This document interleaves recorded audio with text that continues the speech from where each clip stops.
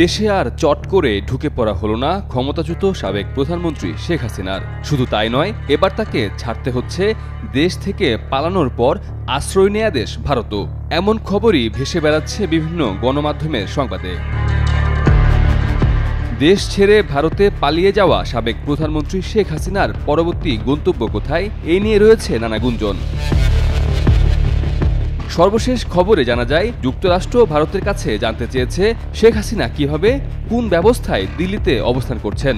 জবাবে ভারত নাকি বলেছে খুব স্বল্প সময়ের মধ্যেই মধ্যপ্রাচ্যের কোনো একটি দেশে তিনি চলে যাবেন। এই খবর ঢাকার সরকারি মহলকেও জানানো হয়েছে। নির্ভরযোগ্য একাধিক সূত্র গণমাধ্যমকে এ তথ্য নিশ্চিত করেছে। ছাত্র জনতার তুমুল আন্দোলনের মুখে গত ৫ আগস্ট প্রধানমন্ত্রীর পদ থেকে ক্ষমতাচ্যুত হন শেখ হাসিনা। সেদিনই সামরিক হেলিকপ্টারে করে ভারত পালাতে বাধ্য হন তিনি। এরপর থেকে ভারতেই অবস্থান করছেন সাবেক এই প্রধানমন্ত্রী। শেখ হাসিনার সঙ্গে থাকা কূটনৈতিক পাসপোর্টও বাতিল করে দিয়েছে সরকার। এ ধরনের পাসপোর্টধারীরা ভিসা ছাড়া ভারতে ৪৫ দিন বৈধভাবে থাকতে পারেন। ইতিমধ্যে ভারতে শেখ হাসিনা প্রায় ২ মাস ধরে অবস্থান করছেন।